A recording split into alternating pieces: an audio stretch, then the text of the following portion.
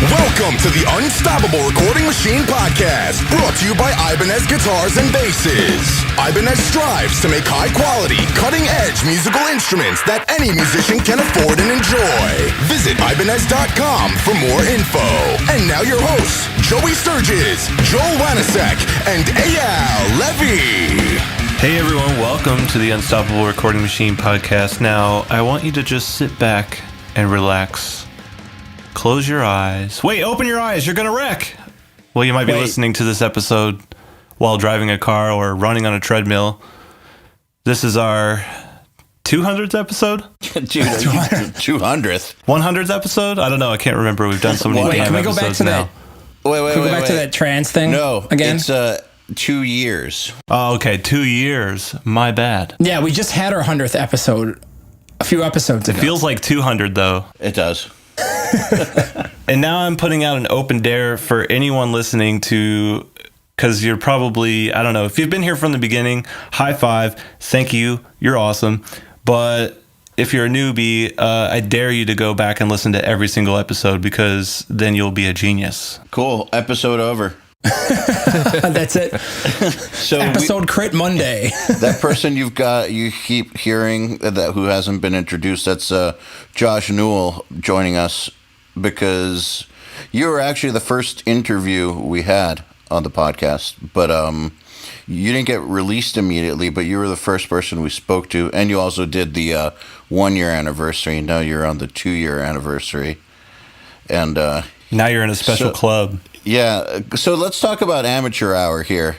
I'll start. So I missed the first clap there, by the way. I was doing something else and you guys counted down. So I just want to address amateur hour, because you would think that after 2 years and stuff that we would never have technical problems. But you would think, but no. So, all right, so you got hosed by Pro Tools. Yeah, literally like 10 minutes ago, we had...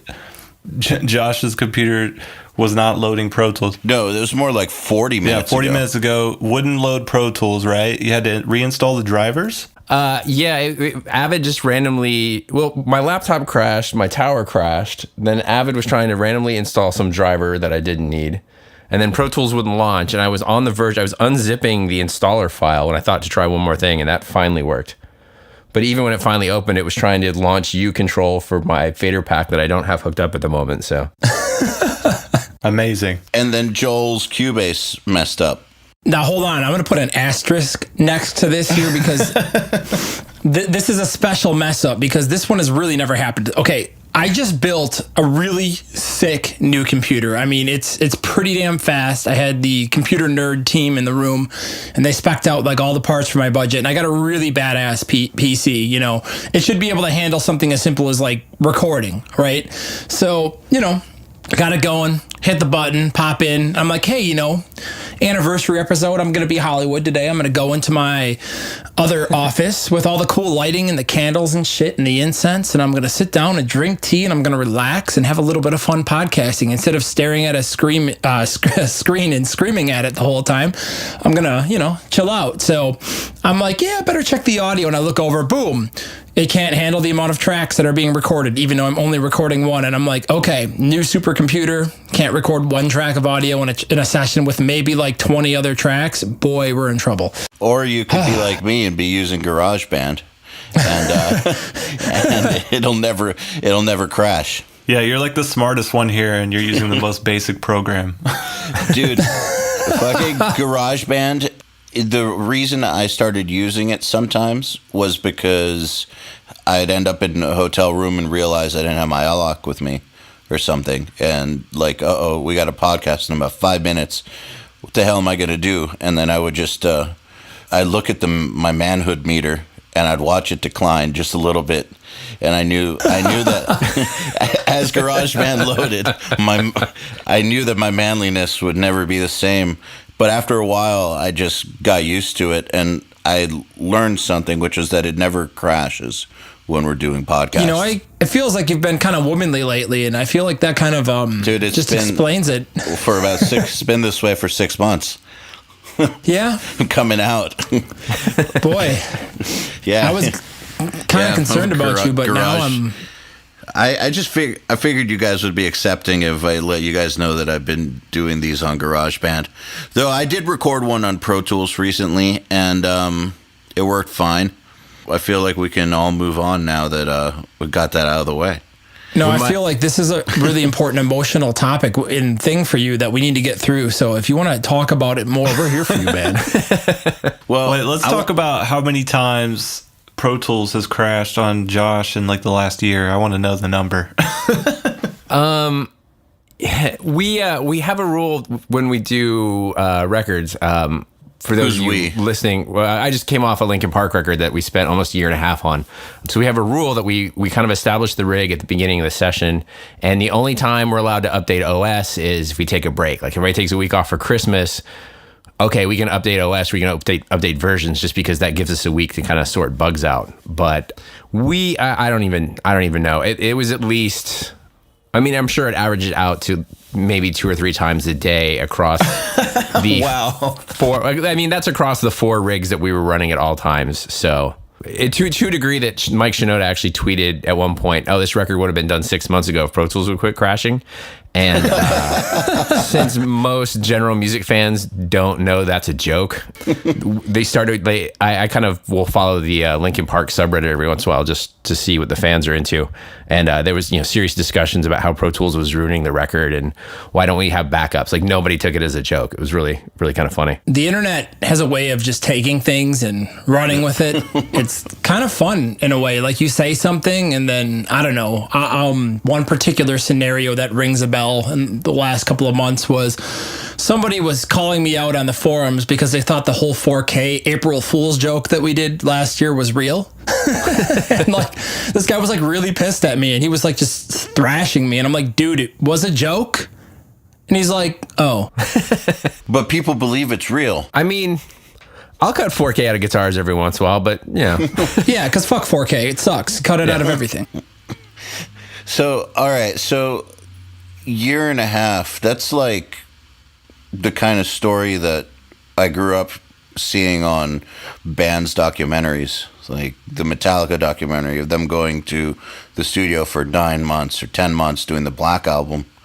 You don't hear about a year plus in the studio anymore. I mean, yeah, I would imagine most bands don't have that kind of budget, especially since now that we're not tracking in analog and you're editing faster. Actually, let me throw, like, having nothing to do with that. If you guys out there haven't seen a year and a half of the life of Metallica, definitely check out the at least the first video, the making of. Oh yeah, that's how I got into recording. I mean, we were discussing Metallica earlier before we all got our computers working, but that documentary was I was such a Metallica fan, I got it. And that documentary was the first time I realized you could actually record music for a living. Dude, how many times do you think you've seen it? I would say probably at least 50. Dan, I've seen it I think so too. Probably 15 times or so. Oh yeah, it's a prerequisite. I mean, any recording video that came out back then, because there wasn't anything where you could watch somebody else in the studio, you had to watch at least 10 times, just in case you like had a secret microphone that you didn't know about, or you caught that little fader ride right there, and you're like, oh, that's a sample, got it, figured it out. It was like a big deal. I recently rewatched it because I got drunk and decided. Like, how was it? It was good. The new Metallica songs were out. I was drunk one night. I'm like, man, Metallica's great. And then I realized I didn't have Cliff 'Em All or A Year and a Half on DVD. I only had them on VHS. So I got on Amazon and they were like $10 each. So I bought and rewatched, I at least rewatched like the making of album 1. And it was kind of fascinating. Like, oh, he was using this mic and he was doing this. I mean, that studio is half a mile from my apartment.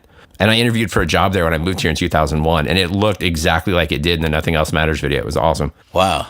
Did you learn anything from watching it? Was it still badass? Because I never watched it.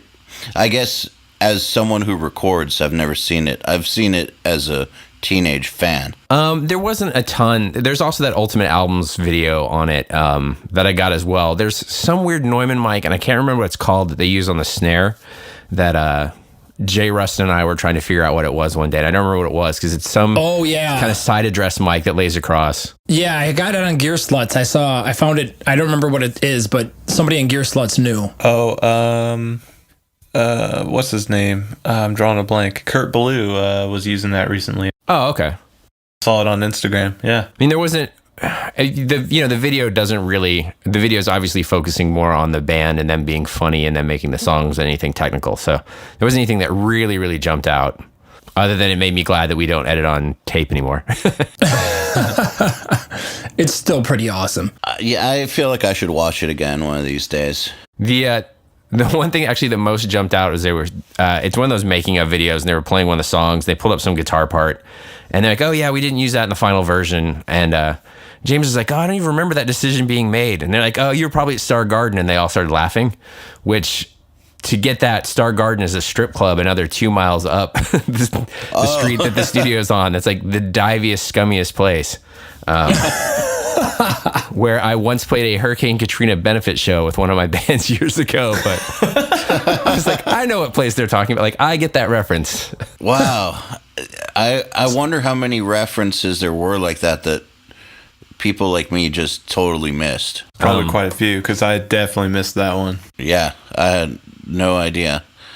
But they do bring a stripper in at the end. Yeah, probably from Star Garden. Wasn't it like right after the mastering gets done, or was it sometime in the middle to relieve stress? I believe it was sometime in the middle to relieve stress, because that got mixed down at what is it now? It's A&M now, or no, Tenson now. It would have been A&M at the time. Okay. Well, all right. So back to Linkin Park. So do you guys, besides the you have the OS rules, are there any other rules going into a session that long?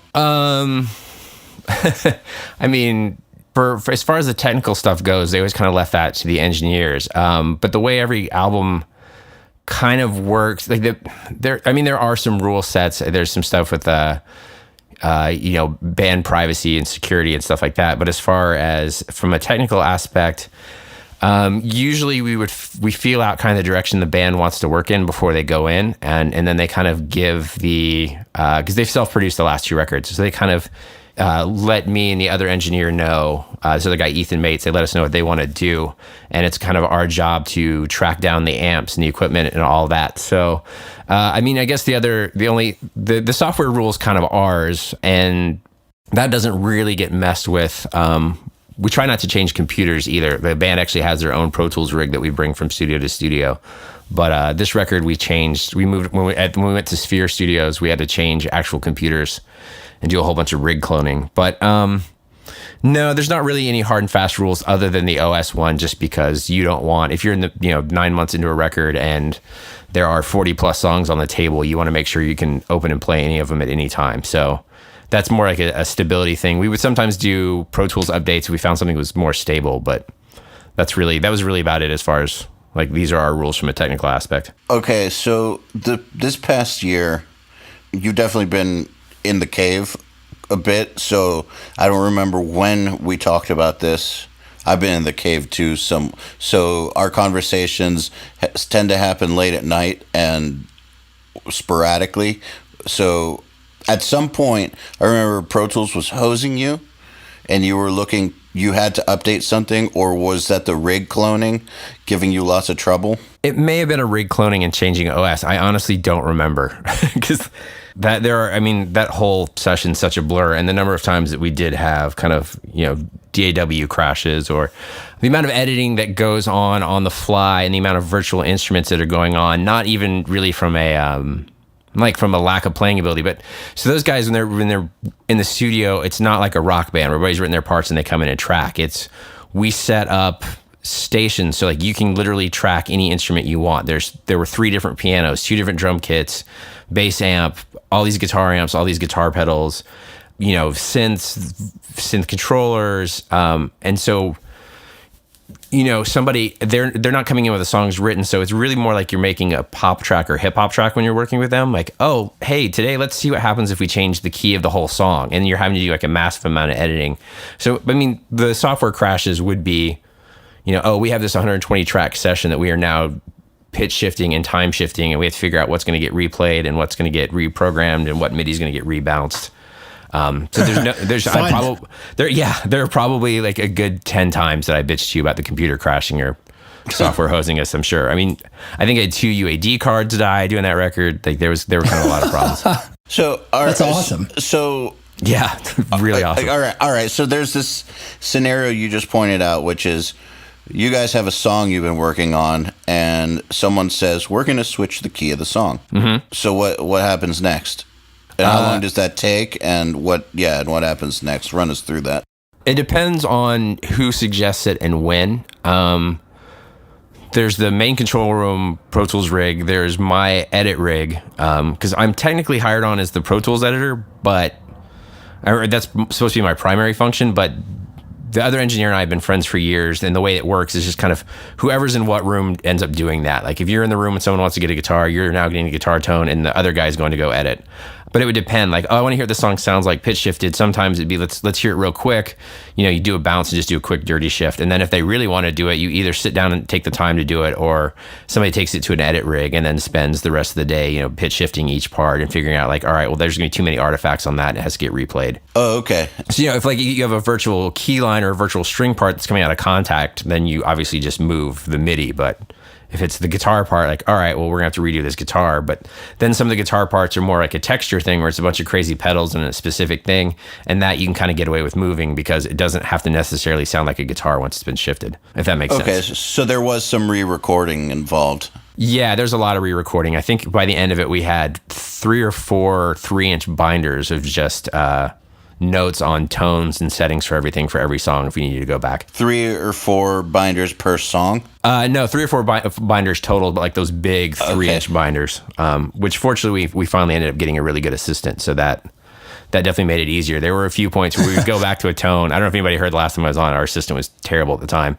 There were a few songs where we would try to go back and just the notes weren't there, and we'd kind of have to recreate it. You mean former assistant? Yes, very former assistant. So did we talk about the former assistant on the 1-year anniversary or the first time around? Well, he was on his way to being a former assistant at that point, and we were talking about how he was failing at life and wanted to work at Pizza Shuttle. So since Joey suggested becoming a genius and listening to all 112 or 15 episodes over the next week, check out the Josh Newell episodes where we talk about his soon-to-be former and now former assistant as a good example of what not to do. And I'll recap it real fast in regards to I started out as the band's assistant engineer, ended up their Pro Tools editor and engineering for him. We've done multiple records. This last record, the kid we had just never caught on. Like just did not get better. And we finally got rid of him, and we were able to get our assistant from the previous record back. He'd been doing some post work and was going back to college for some computer programming classes, and was between semesters. So we coerced him to come back. He killed it. We went to a new studio that's open here in LA that was really kind of looking for a new lead assistant. They liked him so much that as soon as Linkin Park wrapped, they offered him a job there. So he's now their head assistant. He's doing, I actually just saw him the other day. He's doing the new Over at Sphere? Yeah, he's the new head assistant at Sphere. He skipped everybody that they had working there for a year. And he's currently assisting Jay Rustin on the new Stone Sour record. And they just love him. He's getting great pay. Everybody was super stoked that he came back. So being a good assistant thing. Sometimes it's worth it to skip school. Yeah. Well, he was just back in school because he's like, I don't know what I want to do. So I'm going to take some computer programming classes. So now he's an assistant again. But that dude will be engineering soon, I'm sure. By the way, how gorgeous is Sphere Studios? It is beautiful. You guys should look it up. I actually used to work there. It was owned by Linda Perry for a number of years. It was called Kung Fu Garden. And I worked with Linda for a couple months there. And it was still a crazy nice facility, but and this isn't talking trash on anybody, but she was just the real creative type, and they didn't really have a tech to maintain things. So you're working on this old Neve board that was actually Motown's board when they moved to LA. So you'd be banging channels to try to get them to work and all that stuff. It was a really kind of a frustrating room. And now everything works all the time, and it's gorgeous. It's really, really nice studio. Massive live room, giant Neve board. I remember when John Brown from Monuments took me there when we were filming the boot camp, because I guess he stayed with Francesco at times. They're buddies. Francesco Camelli is the owner, and they were almost done building it. And I remember going there and being like, this is one of the most beautiful things I've ever seen in my life, studio-wise. Every single detail has been planned out design-wise. Yeah, it was very meticulously put together. And it doesn't, you know how some fancy studios have that Hard Rock Cafe vibe? Like, you know what I'm talking about? Like, Hard Rock Cafe vibe. I actually worked at Hard Rock Cafe when I was in college. So yes, I know exactly what you're talking about. you know what I'm saying? They're like Planet Hollywood or Hard Rock Cafe, and they have like the Motley Crue tour jacket or something like framed. You know what I'm saying? So it's not like that at all. It's like a gorgeous spa or something, kind of. There actually used to be a hot tub in that studio at one point before he took over. So yeah. So when Linkin Park was at Sphere, did they take over the whole building? No, we just had the main A room booked out. The B room, the A room is the tracking room with the Neve. The B room is like a mixed room, and then there's a bunch of little production suites. So there would be, I mean, it was cool. There would be people through, and I'm sure some of you guys like have heard the new Linkin song at this point, and it's kind of a little bit of the direction that the record went. They brought in some co-writers just to try co-writing with some pop people for the first time. So it was interesting because we would run into people. The writing was kind of more toward the front of the album, and then they figured out how they wanted to flesh all the songs out. So we would actually run into songwriters at Sphere working on other sessions once we were really kind of working on the songs. But it was cool to be making a rock record in one room, and then you come out and like, oh, CeeLo's here and hanging out. So, because a lot of those rock studios, when you do those rock records, like it's just all dudes that know each other and rock dudes that hang out versus, you know, like the guy from Gnarls Barkley or whatever. But yeah, we just had the main tracking room, but in that regard, you know, we had an edit bay, and then we completely changed the lounge into the DJ studio. So there's a bunch of modular synths and turntables and stuff like that. Okay, so I was just curious how you would have gotten the stations done. How you would have set them up all in one room. Oh, right, yeah. Lounge was one of the ISO booths was mine, and then main room, obviously. Dude, when you're on a project for that long, do you get cabin fever or anything? Or like, not, I don't mean to say that it's bad, because obviously that's the kind of gig that people work their whole lives to achieve, but like still, I know that when I'm on a project for a really, really long time, there comes a point where you kind of hit a wall or like something. So just something mental happens. Do you get that at all? Yeah, and that definitely happened. I mean, the thing that was weird for us is the engineering crew is guys in the band. When you're working that long, guys in the band would take vacations, but they're not all taking a vacation at the same time. So you're not really getting a break. And we got it kind of worked out where, you know, I fortunately didn't live that far away from the studio. So if I had to, like, if there was something that came up that couldn't get rescheduled, I could pop out and pop back in if it was a slow day.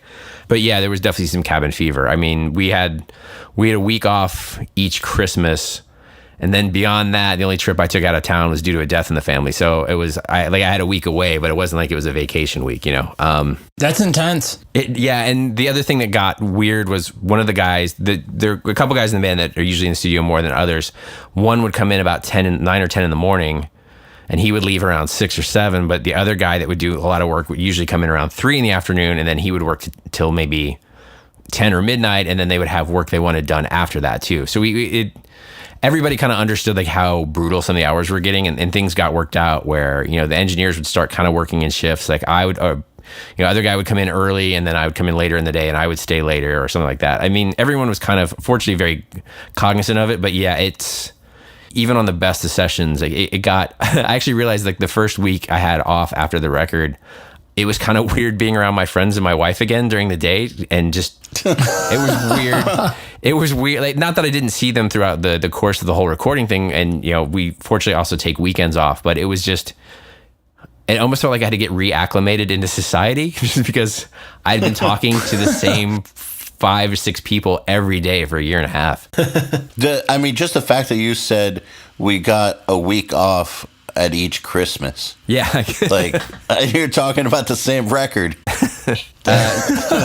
Yeah, just think about that for a second. I did get a 4-day weekend when it was my anniversary. That got set up. But it was, yeah, the other breaks were for Christmas. And like I said, one of those Christmases, they decided to kind of update the computer. So yeah, the band wasn't in, but we were still kind of in part-time, just making sure all the rigs worked. Man, that's a crazy schedule. I'm just thinking about some of the records I've done, and I'm sitting here like, I go crazy sometimes after like 2 or 3 weeks with a band. I remember one time I had a band in for like let's just say 5 or 6 weeks. And I remember after like 3 weeks in, I was like, hey guys, you want to just fuck off for the day? And like, we'll set the assistant in the other room and, those guys can go work on guitars, but we'll go down to like the card shop and regain our 12-year-old Magic the Gathering skills and become nerds for a day or something. We got to do something completely radically different than what the hell we're doing because we're all burning out.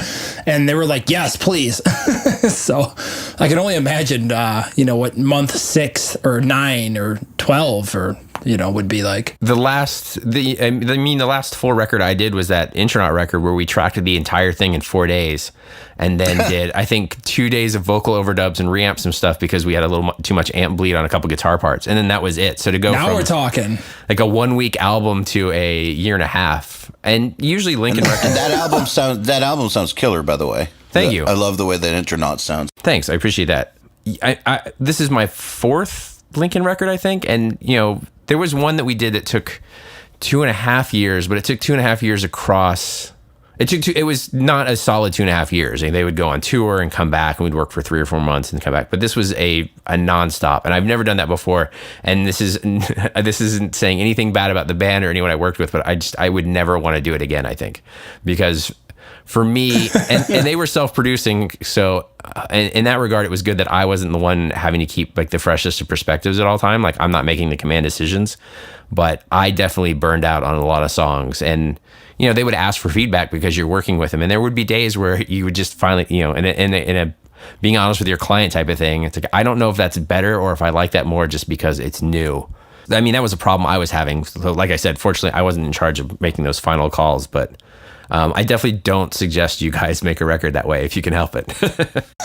Well, and I guess the fact that they took vacations worked against you because they would get refreshed while you wouldn't. Yeah, I mean, from a working standpoint, that was definitely advantageous for them. But if they hadn't done it, who knows how nutty it would have gotten in there. Like if people weren't taking breaks and there weren't that many different guys in the band coming in, one guy might like, oh, I can't be in the next 3 days this week, and someone else would work. So I guess for them, it keeps it a little fresher because they're kind of coming and going a little more than the rest of us. Mm-hmm. This makes me think about strategy as a producer. So I'm trying to like empathize here and put myself in your shoes and like, okay, let's just say, I mean, I know the band self-produced, but for everybody listening to this, if you're in a situation like this, how can you avoid that happening? So I'm sitting here like, maybe if I was producing a band and it was going to be a scenario where we're going to be in the studio for 6 months, would it make sense to you guys? I mean, for me, it does. But if you guys just sat down and say, okay, hey, we're 3 months in, we've been working our asses off. Everybody take 2 weeks off and do not listen to the songs. And we'll come back in 2 weeks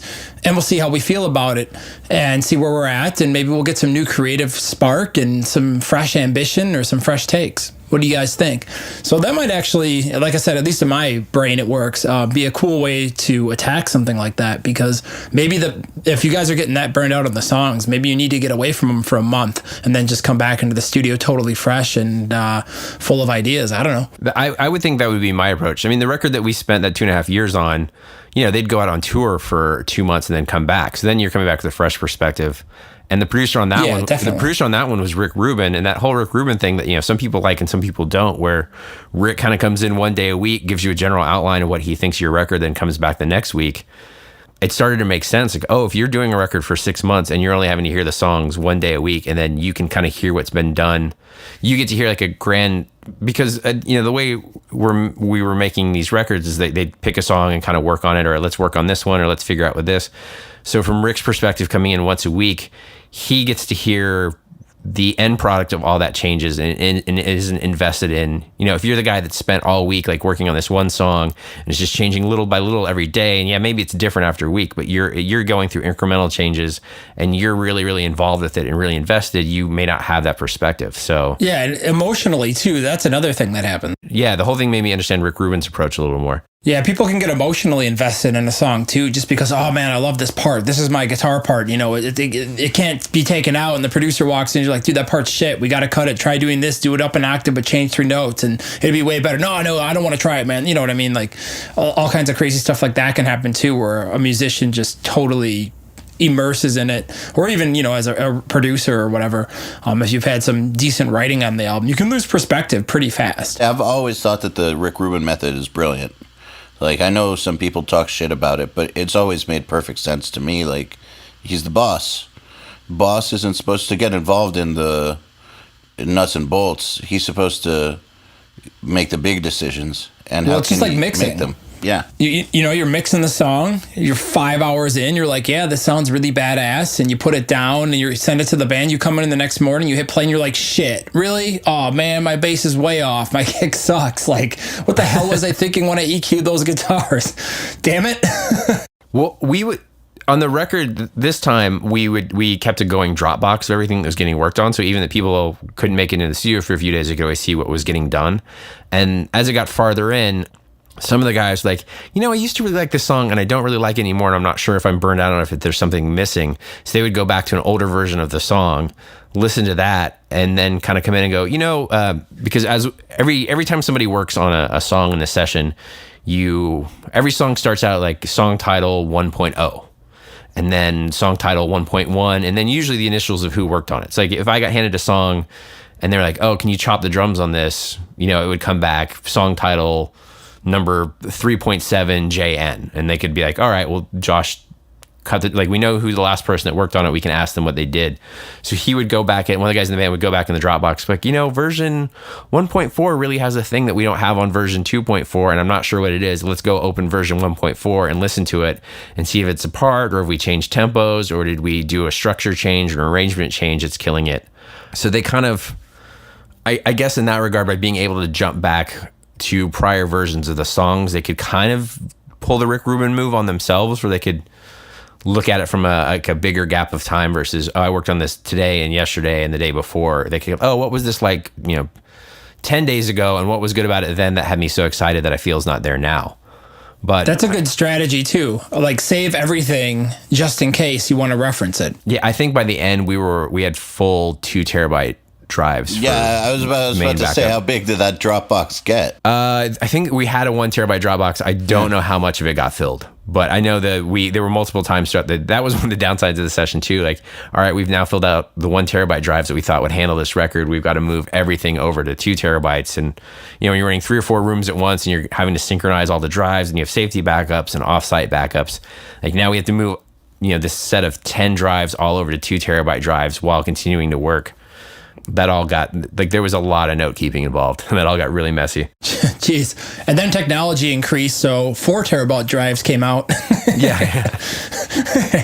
So how does the note keeping on that compared to recall sheets in analog world? It depends. A lot of the guys in the band actually like writing stuff down, or, there's always the email chain. We set up a couple Google documents where we could, or we'd have a spreadsheet of the song and what needed to be done on it, and who they were collaborating with on it, and who wanted to move this, and what the suggestion was.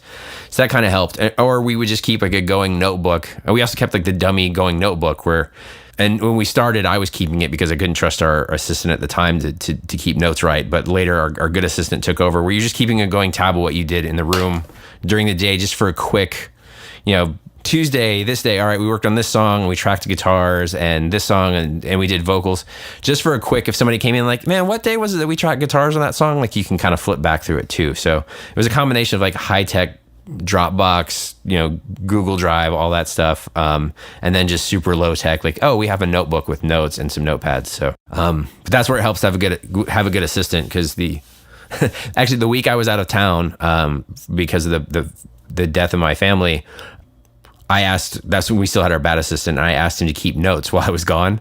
Just like kind of write down the song titles and what they did every day. And I came in and looked at his notes, and it was just all this random stuff scribbled on one piece of paper with no dates. And one of his notes was, Josh tuned vocals on this song. And I was like, oh no. I was like 2 time zones away. Like, how did I tune vocals on that? So that was one of, How long after that did you replace him? I think that was toward the end. That was when it was just like, all right, this guy really is not getting anything right. How do you get that wrong, though? Like, Josh is not at the studio. How did Josh tune vocals? Like, very carefully. What? I think, God, that's the kind of thing that would set me off. I did snap at him, and that was one of the things that would make me mad about him was I would get mad at him, and I don't like getting mad at the people I work with. So I would snap Yeah, at it him, and then sucks. I would get mad at. It's like when my dog does, or one of my dogs does something that they know not to do, and I yell at them, and then I feel bad because the face they make that I'm yelling at my dog, and then I'm mad at them for not doing. Like I'm now mad at them for making me yell at them, and now because I now feel bad for having yelled at them. I'm sure what happened was someone's like, oh, these vocals need to get tuned. Like tell Josh to tune them, and it probably got written down wrong, but. Yeah, I guess I should stop harping on the old assistant. But so to answer your question, notebooks and then actual paper copies, photographs of things, and then Google Documents and Dropbox all kind of going at once. That sounds very similar to what we've got going at URM. We use the hell out of Google Drive, spreadsheets, documents, all that. It's invaluable. Also, I think we spent a few $100s on marker boards. Just so that there could be kind of marker boards up in the studio where you could kind of keep track of what was going on. Because at one point we literally had 80 songs, not fully fleshed out, but 80 songs that had been written and a vocal and a basic music track done for. So at that point, like it kind of helped to have like a visual representation of all the song titles. Man, I should have bought stock at Dollar Tree. I would have killed it. Sounds like just the act or the discipline of keeping up with the session was a huge part of the effort. Like, forget all the music. It just sounds like just the session itself, the maintenance, the upkeep, all that was an effort unto itself. Well, and I think I touched on this when you guys had me on one of the other times. Obviously records like this don't get made very often. Like bands just don't have that kind of budget and don't really have that kind of time. But the other thing with like Linkin Park is kind of one of the flagship artists for their label. And I'm sure this goes on when Metallica makes records. It definitely happened when Avril Lavigne made a record. Like it's kind of it's a big business. Like, or even their touring thing is like a big business. And I think they touch, if you watch that Metallica documentary, Some Kind of Monster, where they talk about just banning Metallica, they're like, oh, this isn't a corporation in and of itself that it employs a bunch of people. So you're dealing with that with Linkin. Like it's not just the engineers. Like it's weird. It's not just making a record. It almost feels like what I would imagine kind of like launching a video game or something like that would be like, because they have their own management team and they have a very involved street team and they have their own kind of in-house. They do their own in-house management and their own in-house promotion. So it's not like the onus completely falls on the engineers to keep up with everything. Like there's personal assistance and management that's involved, but it's definitely not like making a standard rock record where they're like, yeah, we wrote these 15 songs and we're going to come in and we're going to cut these 15 songs and we've blocked out this many days and we're going to do guitars and we'll do drums. Like it's like a small economy. Yeah. It's almost like a small, I really can't think of another way to do, like it's got to be the way they make films or the way they make video games where multiple people are working on multiple things and you keep bringing them back in and piecing them together. Like, all right, well, we haven't done the CGI on this scene yet, but here's like the placeholder so you can get an idea of what we're doing and we're going to change the scene here. Sounds like running a company. Yeah, which, I went to recording school because I wanted to do music. I actually, I was like, why would I get a music business business was one of the optional minors. And I was like, why would I want to get a business thing? Like I want to make music. So, and now I end up working with a band that's kind of, its own economy and business. When I got signed, that's what they called the big bands. Like when I was like, when I first got signed, I was like, you think we could tour with Slipknot? And the answer was, Slipknot's big business. Not going to happen. Yeah, it was always that band's big business. You don't have a chance. And it took me a while to understand what big business meant in rock and roll terms until I experienced behind the scenes on Nightwish in Europe and was like, okay, this is what big business means. There's like 50 people at this show working for them whose lives depend on this, and there's like a whole team around the world of like everything you could imagine just working for this band. It's so far beyond just the band. It's basically a company at that point. So Warner Brothers is their label, which is obviously a big label, and Warner Brothers and the studio we were in are in the same town. Like they're the Warner Brothers head offices are, I think, less than 5 miles away from the studio. So you'd have people coming by in that regard. But then like Warner Brothers Europe is coming in because they need to know how the album's going because they have to figure out the marketing plan for Europe. And it's all that stuff's kind of intense. It's weird. You know, K-Rock's in town. Like for those of you that don't know LA radio, which I imagine a lot of you, K-Rock's like the big institutional rock radio station here. Well, K-Rock really helped launch Linkin Park, so K-Rock wants to come in and hear a song. Like it's a weird thing. Like it's a completely different undertaking than probably a lot of, you know, like doing an intronaut record in 4 days where the A&R guy doesn't even show up because he's like, I know what the band sounds like. It's fine. You know, like, Which one do you prefer? if I had my druthers, I would, you know, musically, I would say and the guys know this, like I'm not exactly a Linkin Park fan. I wouldn't change the channel if Linkin Park came on. So, but the guys in the band know, like we've discussed this, like the guys in the band know they're not my taste, as far as like from a purely musical standpoint. But there's something fun about doing a low budget, faster album where you kind of have to make a decision and move on. Like, but I don't know, there's the pros and cons to both. Like the pros of being able to like, not money being no object, but like you're getting to use the nicest gear and you're getting to really like spend all this time. Like we track drums, you know what? I don't like the drum tones. We can re-record drums and we'll have the drum tech come in and he'll bring another 6 kits. Like that's fun. It's awesome. Yeah. Like that's fun in its own regard, just because like who gets to do that, or who gets like, you know, maybe a diesel is what we want. Like, all right, you guys get us a diesel and like, we'll hook that up and just, you know, anything that you want to try to make it sound like that's, there are parts of that are just fantastic, but then there's parts where like, you know, trying to make a record for a year and a half would not be my first call on wanting to do something. I mean, I was in bands and it hit a point. Do you guys know that band In This Moment, like the girl fronted metal band? Yeah. I was the original bass player. Like I was in that band when they first started out and like first started playing shows, and it hit a point where they're like, all right, we're going to start touring now. There's some label interest. And I kind of went, you know what, I'm going to stick at NRG. Like, I really like recording. And part of my decision on that was I liked the idea of, if I record records, I can make 6 to 8 different records in a year and like not get burned out on a project. Whereas if you're in a band, you make the record and then you tour it for 2 years. Like, EYAL, you probably are the better person to like speak to this. So it was more appealing to me to like do more different projects than to stay like kind of with one. So in that regard, like Lincoln's a lot of fun because you get to do all that stuff. On the other side, like I prefer getting to work on multiple things at once. So I guess, like, I don't know. I think maybe I would like the shorter, smaller budget one, but at the same time, it's really nice to have like a full year of a nice big full budget record and to be able to get to play with every toy. Like, oh, let's use 251s as our overheads, and we have 2 $30,000 microphones for our overheads for 6 months because they had that at the studio and you're a paying client, versus calling everyone I know to borrow microphones because you only have this much money for a studio and you're having to like, you know, plug holes in their equipment deficiencies. So I don't know that I have a preference. I'm glad that I get to do both, basically. Like, I'm glad I get to do a big long record like that, and then that leaves me the option of kind of being able to do some stuff where like, oh, maybe there's not as much money in this, but it's fun, and I know that like I can still put food on the table and, you know, feed the dogs and the kid and all that stuff. So when you did like Avril and stuff, was it a similar sort of thing?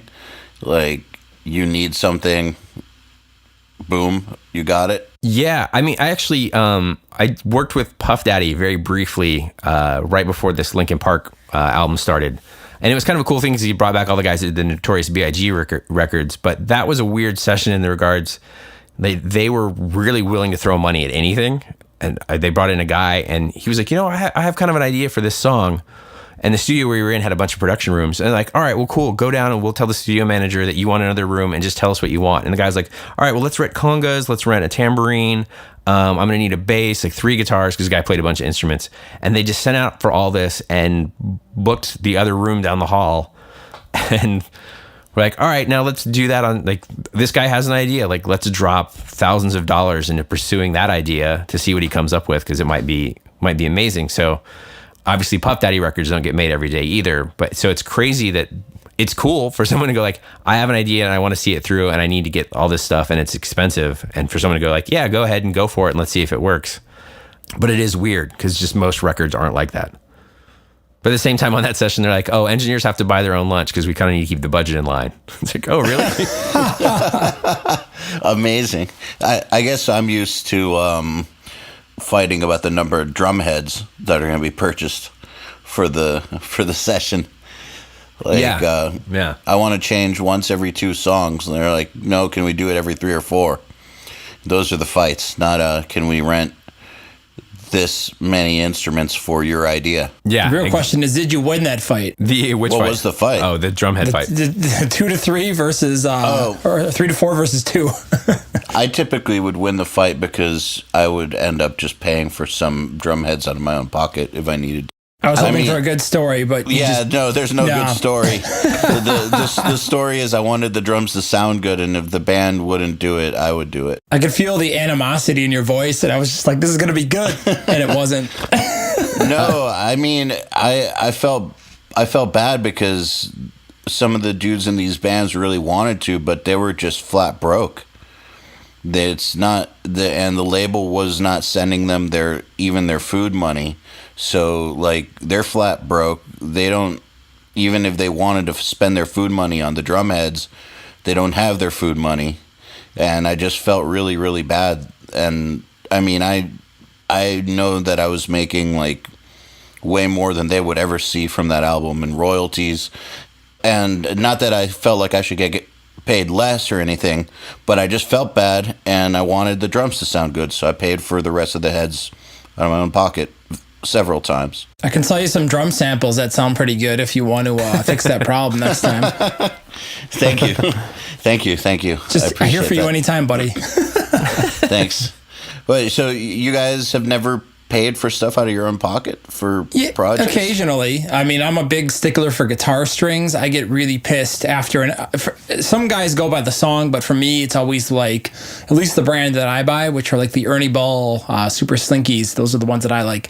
I think about an hour and a half, they kind of lose that spank. There's just like this certain thing, somewhere around an hour and a half, hour 20, hour 40, somewhere in that 20-minute window, it's time to restring. And, when you're recording real bands, they can afford it most of the time. When you're recording bands that suck and you're like, suck financially, they don't have any money. I shouldn't say they suck. There's some really, really good vocal bands, but, we'll call them starter bands, baby bands. They come in, you're like, oh shit, you didn't set up your guitar. Oh man, you've got a Strat and you want to get brutal ass metal tone and with stock pickups. Fuck. Okay. Here, use my guitar. I'll restring it for you. It's okay. I'll eat the $5. You know what I mean? Like, it matters. It depends. If the band's got some good songs and some potential and you want to impress the client, sometimes you do need to invest a little bit of money because it shows that you care. And I feel like that's a good long-term residual client builder. What about you? I've paid for a ton of stuff. I have my own bass rig that I basically bring for every recording session, just because I hate dealing with bass players that are just like, oh, I have this Ibanez that sounds pretty good. And I'm like, it doesn't. And if you guys use Ibanez, it's like cool, and I'll use them. But I'm like, all right, if we're gonna use your Ibanez, like we're gonna use I have a couple like nice amp pegs. I have like a nice DI. I've got some dark glass pedals. Like, all right, we're gonna legitimately do this. And I've also worked out. I fortunately one of my best friends, a friend of mine from college, who moved out here, is a professional guitar tech now. So I can barter with him when I'm working with a band, and he's cool. Like if he's got time to work on something and it's a band I'm doing, he'll set up a guitar cheap, because normally it's not like that much of a hassle for him, which is great for me. And then I got him the gig guitar checking for Linkin Park. I kind of introduced him to those guys. So in that regard, like I can every once in a while, if I have to lean on him, like, hey, remember that time I got you that really high profile client gig? Like fix this guy's guitar for me, okay? And I've got a couple buddies in town that are drum techs that, they also kind of have like their small production studios where they're recording drums for people. And, I get that phone call like, well, Pro Tools is doing this thing and I can't figure it out. Or can you come help me move some mics? And it's like, yeah, I can do that. And then I get to lean back on them later when, some drummer shows up with a bunch of, those B8 cymbals or something like that, or it has a terrible snare B8s. drum or. Oh, man. Yeah. So like I've kind of fortunately I've worked out a barter system, or I'll make my friends pay for guys that, all right, look, you're gonna have to pay to get your guitar set up, but you can go to my friend and he'll charge you $30 for a setup instead of paying $60 for your setup or something like that. Two things on that. First off, Josh, you've tainted the whole podcast by saying the word that we don't say, which is B8. Now it's ruined. We haven't done B8s on the podcast in at least a year. Oh man. Second off, I just want to hammer on how important I think it is for anybody producing records to acquire those skills, especially if you're dealing with like a lot of local bands and things like that where they don't have a budget for a really awesome drum tech.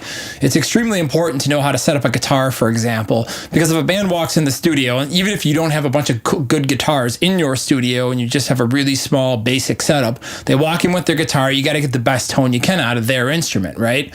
Well, most people don't know how to set up a guitar. It doesn't take that long to learn how to do, but if you can do it, you can be like, hey guys, well, you can go pay the guitar tech $75, or I can do it in 30 minutes. You can pay me to do it just in terms of time. So I always use those skills and things like that as a way to get a better product for the band, because they walk in with some piece of shit beat up like $200 Ibanez or Schecter, and you're like, give me that thing, you know, and in 2 minutes you've got it playing better than they ever have, because you're the first time they've ever set up the action on the guitar correctly, and the guitar's like, oh man, wow, this is crazy, I can actually like do all these things. And you know, and then next you get the guitar set up correctly and the truss in the correct direction and all that stuff, and you know, so the guitar is intonated and you know it sounds good, and you can actually record with it. You know, you don't go to the 8th fret, now it's a quarter step flat.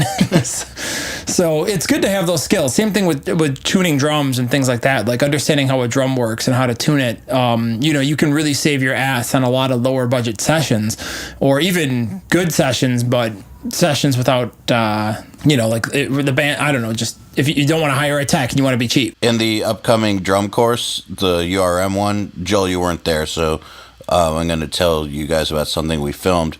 We're working on a drum course right now with Matt Brown, the drum tech that I used. Yeah, he's amazing. We've hired him for Drum Forge. He's one of the best in the world. And with Luke Holland playing drums, and we decided that we wanted to keep it very real. So we have a couple sections that deal with how to make the most out of a shitty drum kit, for instance. And we walked through it. We rented a shitty drum kit, and then we also got another one from one of his like students or something. And we went through the process of taking this bad situation with the drum kit and tweaking everything possible about it. And we got it sounding pretty damn good. Like you can make a lot out of a little if you know what you're doing. Just want to know how that rental phone call went. Like, do you guys have any really shitty drum kits we can rent? And the guy was like, I mean, everything we rent here is professional quality. Okay, I need the one that would be like, you know, that you would consider professional quality. I'll take that one. I guess I also get to live in a fortunate situation where Los Angeles being such a music town, like it's really not that hard to find somebody. I can intonate a guitar and a bass, like I bass being my primary instrument, like that I can do faster. I can get your drums sounding pretty good, but like for me at least, it's worth, especially if it's friends that are willing to help out and kind of know the situation. Like it works for me to be able to like kind of throw them a little business, but I'm also dealing in a situation where like I can easily find those people if need be. But yeah, the B8 thing, which I'm sorry to bring it up again on your podcast. Well, two negatives equal a positive. Your shitty drum kit thing reminded me. I helped a friend. It was kind of a local band thing, and I got him an NRG really cheap. Like NRG was having a lot of downtime, and I was still on staff there at the time, I think. And he's like, yeah, you know, my drummer, like he's pretty good. He's got a DW kit. He's got some Sabian cymbals. I was like, all right. I was like, cool. And he's like, they sound pretty good. I'm like, all right. Well, and said friend's been in bands for a while. It's like, all right, I'm trusting him on this, and got it. He's like, yeah, I think we can get 12 songs in a day. I was like, no, you're not going to do that. Like, you guys need to Red book. flag. Like, if you want to do this quick, like, I'll give it to you for like, we can do 2 days, maybe 3, and then, you know, we'll talk about editing. So his drummer shows up, and like, oh no, it's a PDP kit, which is technically made by DW or whatever their base model is, you know. Like, all right, and then it ended up being B8. So I fortunately was working with a producer. And NRG has a house kit, but it was being used by somebody else, like, and a house kit with cymbals, and like that was all gone. So I call up my one friend that has this really nice Black Beauty clone, and I at least get that in. And then I hit up another friend who's like, okay, you can use my cymbals. If you break any, you have to replace it, which we did. We broke one. But then the kit, like I could not find anybody with a backup kit. So one of my old roommates at the time, and I think he still is, but he was Blink-182's engineer for a long time, specifically Travis. So he's like, oh, I can't bring you one of Travis's kits, but his tech is here today. His tech's a friend of mine. He's like, and he said he'd come by and help out if you guys buy him lunch. I was like, okay, great. So his tech, Daniel, runs that company, Orange County Percussion. Like, that's his company. He techs for Travis. He techs for No Doubt. So he came in and like works his magic on this PDP kit. And he comes in like, man, it's sounding really great. And he's like, yeah, but I don't know what to tell you. He's like, that kit is so poorly made. Like, by the time he finishes 2 songs, it's going to be completely out. And like, I just can't be here all day.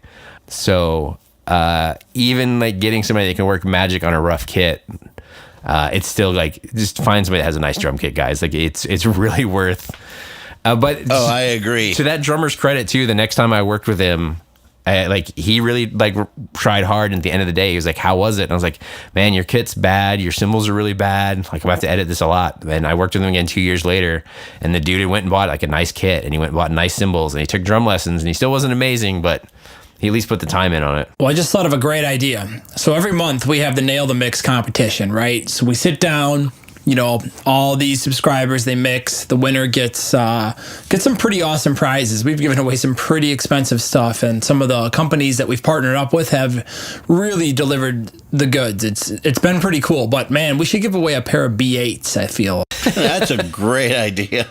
That'll be like the April. It's like a challenge. Like, here's your present. Now figure out how to make these sound good. Or whoever like loses or gets like last place, we'll send them a full set of B8s. Send them B8s, and the grand prize is like a crankhead or something. There was one song in that tracking where he cracked one of the nice cymbals, and we had to, like, I forget what it was. We just didn't have an option. We had to put up one of the B8s while one of the other guys, like, it was the last song of the day, because the drummer's like, all right, well, go in the morning and I'll buy a replacement cymbal. And like, he didn't even use it that much through the song, and I didn't end up mixing it. Brian Virtue did, but like, I can listen to the final mixes and I know which song it is, because you just hear him playing around the kit, and just every once in a while, there's just one cymbal that you're just like, fuck, that is the worst sounding thing I've ever heard. And there was just no workaround for it at the time. Is this suddenly, it sounds like one of those, those kits that they have at like Best Buy or like Walmart? Yeah. I mean, my thought with B8s is they sound like that when you watch those Captain America movies and he hits something with a shield. Like, that's got to be some Foley guy like waving a B8 around or something. Oh my God, Josh, if you ever want to do Drum Forge, Josh Newell with just record only B8s, we'll put it out. Just a cymbal pack, no fucking shells, no bullshit, no multi-samples, just one clean shot of a B8 done on like $32,000 worth of overhead microphones. Yeah, I'll call it Sphere and we'll go over there and like B8 it out. Like, it's the only best sample fucking package B8 you've ever heard. You can't EQ out there's nothing you can do to make the sample pack make it sound good. We'll come up with some algorithm that if you EQ it, it'll automatically cancel it, so it will intelligently detect. Our programmer's really fucking good. He'll make an algorithm that intelligently detects whatever EQ you do, and will immediately do the opposite. So you just get that beautiful B8 tone. The sample pack's all B8s, and then it's the snare drum from the first Korn record. Like, it's that snare, it's the St. Anger snare. The kick is the kick from the new Metallica singles. Hold on. I'm gonna fight you on this. I actually I'm being serious about this. No one thinks I'm serious, but I actually like the St. Anger snare. I may be the only person in the world. I can see it as a blended sample, but not a standalone. I look at it like this. Okay. We've had a few guests like it. Okay. It sounds like shit, but it sounds like really well recorded shit. I can't explain it. Like they tried really hard to make it sound like crap, and it's a really annoying sound, but it sounds really good. I can't explain it. Like, when I listen to it, I'm like, man, that's a pretty good raw recording, even though it's like a final product. I'm just like, it's just mic'd up nice. I don't know. I just like how it sounds. I think it sounds good. There's also a certain kind of like, fuck you that it has to it. I can't explain it. Like, maybe it's an oppositional defiance thing with me. I'm one of those people where it's I think that's what it is, because it's a horrible sounding snare. I just like it. I wouldn't use it on any other record, but there's something about it that's very pissed off. I can't explain it. No, that makes sense. Yeah, I was gonna say, like, I think a lot of records are meant to be like I don't know, stand the test of time and be played over and over again or something like that. But if you kind of just run that record through once, it does have this vibe where it was just like they set up and they played and then they were done, and you just like listen to it once through. Kind of has like that pissed off, like, Yeah. here's all our songs and we're really mad and that's it and we're done. And I wouldn't jam it over and over again, but it's like kind of cool as like a one-time listen. I guess Yeah, it's I gave it that one listen in 2005. Yeah. I'm gonna Never listen again. to it after this podcast. It's like, hey, I'm too lazy to even put my fucking snare wires on, so fuck you. I'm just gonna hit this piece of shit because I'm Lars Ulrich and I can. I do kind of like, and this is actually something I wanted to bring up because I'd seen it because I'd seen it come up on the threads every once in a while on Facebook. I tend to lurk the pages more than I comment, but every once in a while, like a production will come out and people will really be commenting on like, oh, do you like this song? Like I remember when the new Baroness came out and people were kind of like, oh, I don't know about this. And for me, it was like, oh, it's a Dave Fridman and that's kind of his thing. Like he makes those weird sounding records, or even the new Suicide Silence stuff with like Ross Robinson. Like I really love Ross Robinson as a producer. He makes some of my favorite records with bands that I don't even normally like. Like I don't like At the Drive-In per se, but Relationship of Command is amazing. And like, you know, the Korn records he did and the Slipknot records he did the best two Slipknot records. Like I don't think there's any contest on that whatsoever. And that first one sounds terrible. It really does. Like the first Korn record, that snare drum sounds like crap. But like I kind of got nostalgic for it the other day and listened to it. I was like, man, that snare is awful. But Yeah. but it's so good. Yeah, like, but it works. Like that first Korn record, and this is kind of what I like in productions. And it's kind of those things. Like I really like when a production's done to the taste of an album. Like you can tell someone's really kind of going for it. So that first Korn record sounds like I don't know if you guys have been to Bakersfield, but it sounds like a band from Bakersfield. Oh yes, it does. It totally does. It captures the desolate just life destruction that is Bakersfield. I'm from a tiny town in Tennessee, and then when we were doing the band thing, you play Bakersfield because it's like 100 miles away from LA, and people were like, "Oh man, Bakersfield's pretty redneck and it's a little desolate." I was like, I'm from like the KKK started where I went to high school. Like I've been in like some redneck places, and I got up there and I was like, wow, this is completely different, and I completely get Korn now. So even like that Ross Suicide Silence record, the new one, like they're obviously like one, it sounds like a Ross record, but like they're really going for a vibe on it. That's, I mean, would I ever put that record up and be like, these are the, or that Korn record or some of that other stuff? Like, I would never put that record on and be like, this is the tone I want.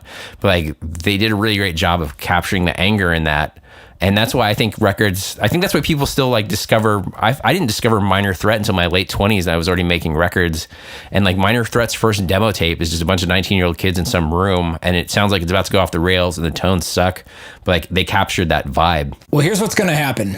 All right, I'm going to call this, and it may come true and it may not, but many years ago, I guess it's 2 now, when we started this podcast, we said it was cool to listen to Nickelback, and it was okay for metal kids, and it took a while for it to settle in.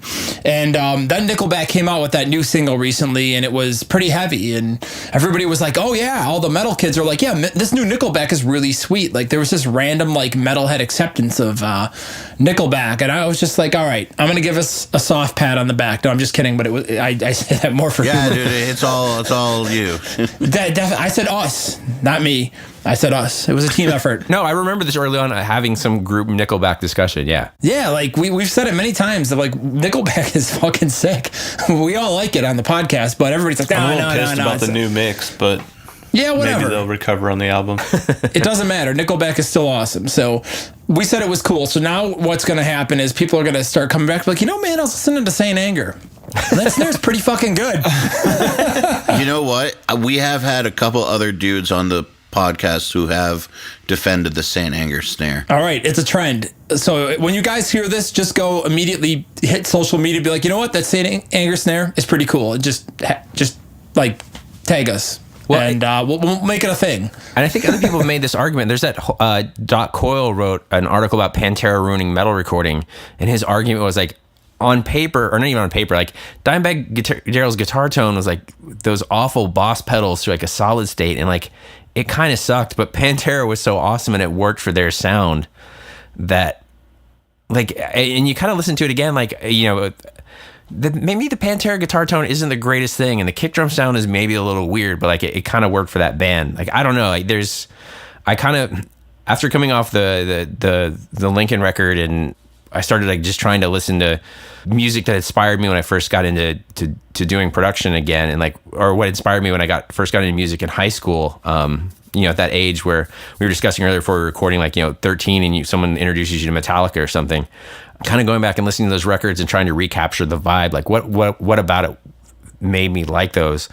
And that's when, the Korn and all that stuff came up. And like, I don't know, there's just an energy on that. And somehow like kind of the production not being perfect really works in favor of a lot of those records. And I was never one of those punk rock kids that was like, Black Flag forever. Like I didn't really get into like Bad Brains and Minor Threat until way after. But I mean, if you put on the first Bad Brains record, it is so heavy and it doesn't sound good, but it's so, if you're younger, like it's like that first Slipknot record. That first Slipknot record is so good, but if you really sit down and analyze the tones, like it doesn't sound good, but like they captured the vibe on that. It's one of the best shitty sounding record. Maybe it's the best shitty sounding record. Isn't that amazing how that's actually a thing? It's the best worst sounding record. Yeah, like that's what I like about Saint Anger. It sounds like shit, but I love how it sounds like shit. It does it so well. This is shitty, but it's good shitty. Yeah, it fucking sucks, but it sucks in like the best possible way. It's really elegantly put together. Supposedly that first Slipknot record is actually just the end of tracking rough mixes. Because when I started NRG like a billion years ago, and we were trying to get, this isn't a problem you have very often, to get like old reels of 2-inch out of the vaults, like to get labels to take them, we had DATs of Slipknot mixes. And I kind of asked about it, and I guess at one point they were talking about having Jay Baumgartner, who owns the place, who did like Papa Roach, Alien Ant Farm, a lot of that stuff, Evanescence, having him mix it. And this is, I never asked Jay about this. This was just what I was told by other employees, but supposedly Ross found out and like came to the studio and took the tape so that Jay couldn't mix them, because he's like, no, you have to put out the rough mixes. Like this is the vibe. And I mean, the dude was right. That record went platinum at a time that no band like that was going to go platinum. I remember touring with the band that played after Slipknot on that first Ozfest where they exploded. Mm-hmm. They were called Puya. Oh yeah. Yeah. We didn't tour with Puya. We toured with the band that they became, but because they changed their name basically and got rid of the horn section, but they had to play after Slipknot every single day on that one Ozfest where they said that it broke up their band, that it was they would be moving like 2,000 units a week, and then Slipknot would be moving like 10 to 15,000 units a week, and they were just crushing everything. They were like, so the crowd would be insane for Slipknot, and then Puya would come on, and it would be like crickets, and basically, it traumatized them. It traumatized them and like ruined their band. Hey, either a band reacts or they don't. I mean, that's a really important thing with bands. If it comes out and it just doesn't react, then you can't force it. Well, they were doing well. They were slowly growing. But I can concur, or I can empathize that if you go on stage after a band that just savages the crowd, and you're not quite on that level, it's demoralizing. I think we had to play after Behemoth once. Oh, man. On Ozfest. Oh, I'm sorry. Like, I don't know how it worked out weird. Like, they weren't a revolving band. They had like a set time slot, and my band was revolving. But however, due to something that happened one day, somehow we played after Behemoth. I don't know if it was because they had to duck out early to go do something, or who knows. But man, that was traumatizing. Do you want me to wipe the tears off your shirt? I didn't enjoy it. So I can imagine playing after Slipknot back then. Ouch. Damn. Life ruiner. We're all kind of speechless after that conversation. Well, think about it. Yeah. Now that you've thought about it, what's it like being a dad, Josh? So far so good. I just finished up. It all ended up timing out really well with me having some time off of work. But I took on this mix project like right after Lincoln ended, I took on a mix project that Jay Rustin passed me, this band called Night Demon for Century Media, which was a really cool thing to do because they kind of have this Judas Priest, Iron Maiden vibe. Like it's kind of an 80s throwback, but not a glammy thing. So it's like, cool, I'm mixing that and the whole 9 yards. Like, all right, I'm going to get this done before I have the kid. And then my kid ended up showing up a week early, which was fine. And due to like some medical issues, he had to be a cesarean. So when they do that, you're in the hospital. So like, you're getting all these congratulatory messages. So the guys in Night Demon hit me up like, hey man, congratulations. And I kind of let them know like, hey, I have a kid coming. Like, I don't think it's going to mess things up, but just as a heads up. So I kind of let them know like, hey, the kid just had the kid. It's going to be a few days. I know we have like 3 songs to finish. And I got this message back like, yeah, congratulations. And this was saying like a Tuesday. You turned the bass up. Yeah. Say this is on a Tuesday. I'll kill them for you. It's on a Tuesday. Like, oh yeah, we didn't tell you. By the way, the record's actually due on Monday. So no, you just had a kid, but like we really need to have it turned in by Monday for mastering. So my first 3 nights at home with with a kid were spent like with a sleeping baby on my lap, like trying to mix this metal record in headphones, which fortunately at that point, were the last 3 songs. I kind of had a template down for my mixes, but Dude, how are you still married after that? the fact that I got to do that, well, one, my sister-in-law came in to help, so that was good.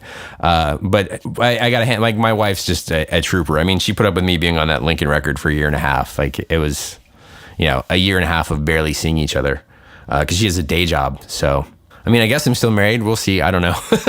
Yeah, damn. I'm thinking like I would be fucking dead. I mean, I guess this happened 3 times, but when that kid comes, mine was like, yo, you take a week off. I don't care what day it comes. You're off from that week and I need your help. And I'm like, okay. Which I wasn't given I told her, I'm like, when this kid comes, like, I'm putting the hammer down on myself. Like, this is stopping. And I was helping another band with some mixes that were trickling in. I was like, all right, this has to cut off. But that one happened, and like, it was already it was already set up to be paid. I was a referral, like it was a thing for Century Media, and it was also like, with Awesome As It Is doing a Lincoln record for a year and a half, that means for a year and a half, I really only have 1 project with my name coming out on it. So part of why I took this other project was like, all right, I can mix that quickly, because it was a really basic recording. It's a 3-piece band. It's literally just 2 guitar tracks. I mean, there weren't even rhythm tracks under the solos. Like they wanted it to sound like they were just a band cutting it. So it was getting done fast. But I think the reason I got away with it was due to the fact that those 3 songs were already kind of set up. There was a template in. So I was just, it sucked. That was those first 3 days of like, get up at whatever time in the morning, spend all day, and then like, all right, everyone's going to bed at 11. I'm going to start mixing now in headphones. I'm going to mix till 4 in the morning, and I'm going to sleep 4 hours, and I'll get up and do like the baby thing all day, which only works because that's like, intense. I have 3 songs to get through. That's only going to take me like 3 days. Dude, you're a maniac. Well, there wasn't really another option on that one. So, and knowing that there was an endpoint in mind made it easier. But I should add the footnote on Saturday. I think it was Saturday night or Sunday morning. The singer emailed me because I had sent everything and everything had been approved. I'm like, great, so we're all set. Like, got it done in time. Like, going to be free on Monday. And I guess part of why I got away with it too was the kid did show up early. Like it was kind of known that like, all right, I'm going to be wrapping this up just in time. But I think it was Saturday night. The singer was like, hey, what about this song?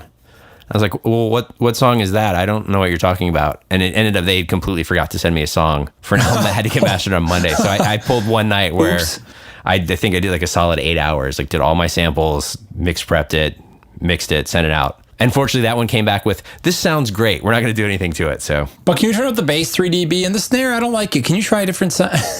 Yeah, exactly. It just makes me think of like when I got hospitalized once with swine flu, and I went on Facebook to try to find like my manager because I was on tour at the time, and some like people started blowing up my Facebook. And I don't know why I answered, but I did. And they're like, when are you going to play this town? And I was like, hey, I'm in the hospital. I'll answer you later. And they're like, okay, cool. But so on this song, when you did blah, blah, blah, blah, blah, it's like, I just said I'm in the fucking hospital. Fuck you. I'm about to die, but if you really must know, fuck you. There were a few of those. I ended up blocking them because I got so mad. It's like, you can unblock them now. Yeah, I'll unblock them now. But Josh, thank you for coming on. Yeah, it's been awesome my having pleasure. you. Yeah, that was a lot of fun. Yeah, you're always welcome. And we should Well, this will be released in March, so people already know what's going on. You should come hang out. We're going to actually be doing the Meshuggah mix at NRG for Nail the Mix. Tui Madsen, we're flying him over from Denmark, and so you should come hang out. Oh, I'm Dude, how going to be there. awesome. I have I Is have it- concert tickets for that night, but like everything else that I had planned for the day, I've already canceled all my friends. Well, it's going to be at 10 a.m. or something. Oh, perfect. Can I just Because say how sick it is that we have Meshuggah and Nail the Mix? Yeah. Yeah, no, I'm that pretty was excited about it. I mean, when EYAL kind of messaged like, "Hey, can you put us introduce us some studio owners in LA that we might be able to do this?" And it's Meshuggah, but you can't tell them it's Meshuggah yet. I was like, like that's like I think even Joel, I think I remember seeing you post like, "Oh, we have something coming up, it's gonna blow people's minds," and EYAL told me it was Meshuggah. Like I'm really excited on this one. I mean, I played in like a weird time signature metal band back in college, and we were all about Meshuggah. So We had a lot of fun doing the commercial for that. This will be out by the time, so I guess I can say it and not get in trouble. But we were trying to get the damn. I have this thing in there where I dropped the mic, and I couldn't get it right. And then I finally, in the last, I don't know, I just dropped it and it like smashed the fucking stand with the camera. And my assistant is sitting there, he's shaking his head. He's like, no. I looked at it and I'm like, oh, dude, we nailed it. We got to keep it. That was perfect. So Yeah, because the mic actually shook the camera. Yeah, and it like looks perfect. You I didn't dropped it have on to my create hardwood any floor. effect. Yeah, it was perfect. It was like, I'm like, I want it to drop and then like shake the camera, or, it'll be really cool. And I dropped the mic on the fucking camera, like on the hardwood floor. Yeah, so It was worth it. narrowly missed breaking a camera. Oh, over. and I hit his foot too. Yeah, part of the mic Good. hit his foot. That's the good part. So he was really pissed. He was like, oh no, you got to do that again. I'm like, hold on a second. That one felt good. No, if it causes do him you pain, need it's to a drop good the take. mic on your foot harder? Because I could do that. Yeah, let me go add a 40-pound weight to this 58. And I know we're wrapping. That reminds me. I once, when I was assistant at NRG, obviously you guys know what Yamaha sub kicks are, but for some reason the Yamaha sub kicks were kept on top of the mic locker. So we'd finished the session for the evening. I closed the mic locker door, and someone had put, I don't know, it was too close to the edge, so the sub kick toppled over. Like when the cabinet door shut, it vibrated the foot. The tripod lost balance, so the thing fell over from like this 8-foot shelf and just nailed my ankle. Ooh. So it's like, oh, I think this is broken. It's like one of the runners gets a Herman Miller and like roll me out, and I go to the emergency room and got X-rays. Unfortunately, it wasn't broken or anything. It was just bruised. I had to have like one of those walking boots on it.